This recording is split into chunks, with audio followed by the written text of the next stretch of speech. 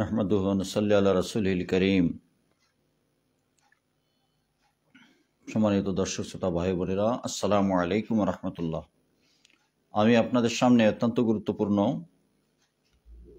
5টি আমল নিয়ে আলোচনা করব। যে 5টি আমলের কথা রাসূল করিম সাল্লাল্লাহু আলাইহি ওয়াসাল্লাম আলী রাদিয়াল্লাহু তাআলা আনহুকে বলেছেন। আলী রাদিয়াল্লাহু তাআলার প্রশ্নের উত্তর দিয়েছিলেন।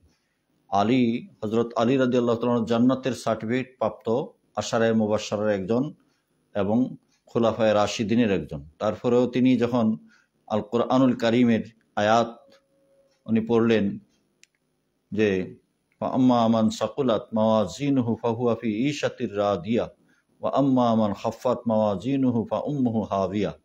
এই আয়াত পড়ে পেরেশান হয়ে গেলেন, অস্থির হয়ে গেলেন, বললেন ইয়া রাসূলুল্লাহ, আমি কিভাবে জান্নাতে যাব? আমার মিজানের পাল্লা তো ভারী হবে না, আমার আমল তো এত বেশি নাই। আল্লাহ নবী মুহাম্মদ সাল্লাল্লাহু আলাইহি সাল্লাম তখন আলী রাদিয়াল্লাহু আনহুকে 5টা আমলের কথা বললেন। শুধু আলী নয়, পৃথিবীর যে কোনো উম্মত যদি এই আমলটা করে তাহলে তার মিজানের পাল্লা ভারী হয়ে যাবে, জান্নাতে যাওয়া সহজ হয়ে যাবে। আলী রাদিয়াল্লাহু আনহুকে বললেন, তুমি ঘুমানোর আগে, আমরা অনেকেই ঘুমিয়ে যাই, যাদের ঘুম আসে সাথে সাথে শোয়ার পরে ঘুম আসে, অনেকেরই ঘুম আসে না।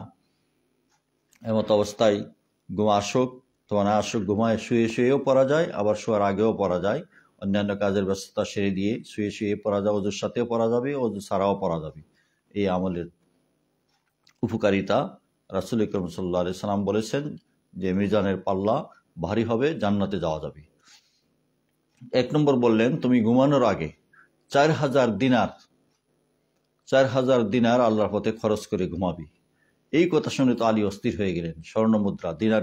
স্বর্ণমুদ্রার দ্বারা দিনার হয়, এই 4000 দিনার খরচ করা আমার দ্বারা সম্ভব হবে না ইয়া রাসূলুল্লাহ, আমি সবকিছু বিক্রি করলেও 4000 দিনার হবে না।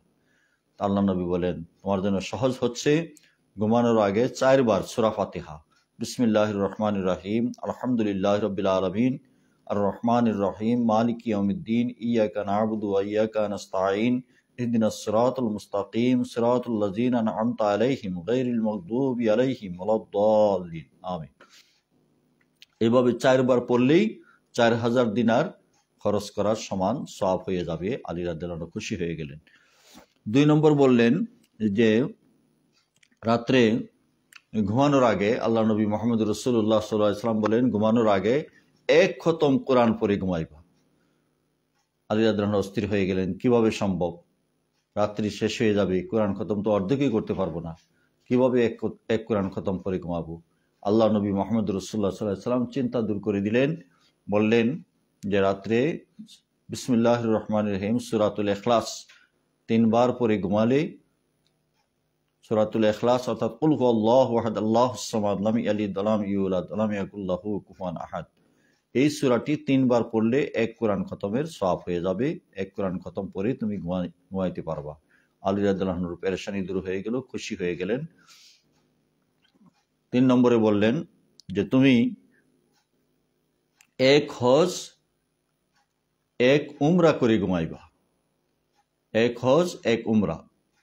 আলী রাদিয়াল্লাহু আনহু বলেন, ইয়া রাসূলুল্লাহ, 1 হজ 1 উমরা কিভাবে করব? আমি তো মদিনা থেকে রওনা দিলে কিছু রাস্তা চলে যাওয়ার পরেই তো রাত্রি শেষ হয়ে যাবে, কিভাবে সম্ভব? আল্লাহ নবী মুহাম্মদ রাসূলুল্লাহ সাল্লাল্লাহু আলাইহি ওয়াসাল্লাম বললেন, 1 হজ 1 উমরা করার সওয়াব হয়ে যাবে। আল্লাহ নবী বলে দিলেন যে তুমি যদি 4 বার কালিমাতুত তামজিদ পড়ো, কালিমায়ে তামজিদ 4 বার পড়লেই 1 হজ 1 উমরার সওয়াব হয়ে যাবে। কালিমায়ে তামজিদ আমরা ছোটকালে যেটা মুখস্থ করেছি, আবারও মুখস্থ করে নেন ভালো করে, ইমাম সাহেবের মাধ্যমে যারা জানেন না। লা ইলাহা ইল্লা আনতা নূরান ইয়াহদিয়াল্লাহু লিনূরিহি মান ইয়াশাউ মুহাম্মাদুর রাসূলুল্লাহি ইমামুল মুরসালিন খাতামুন নবিয়্যিন।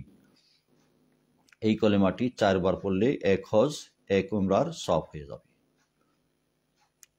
3টা হয়ে গেল।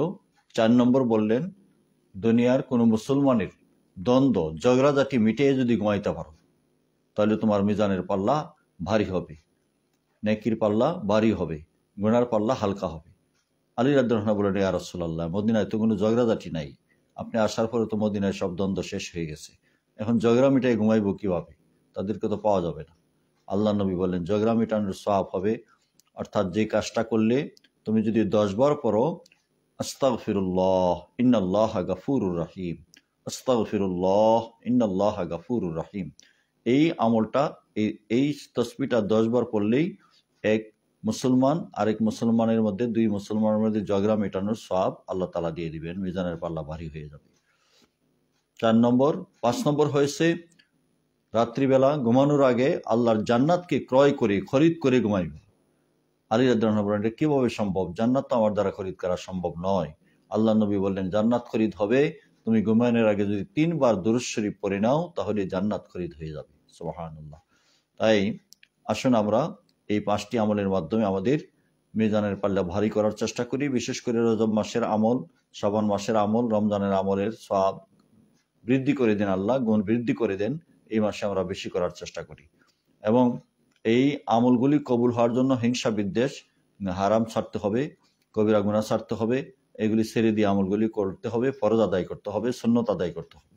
এগুলি করলে ইনশাআল্লাহ আল্লাহ তাআলা আমাদেরকে কিয়ামতের ময়দানে মিজানের পাল্লা ভারী করে, নেকির পাল্লা ভারী করে আমাদেরকে জান্নাতে পৌঁছিয়ে দিবেন।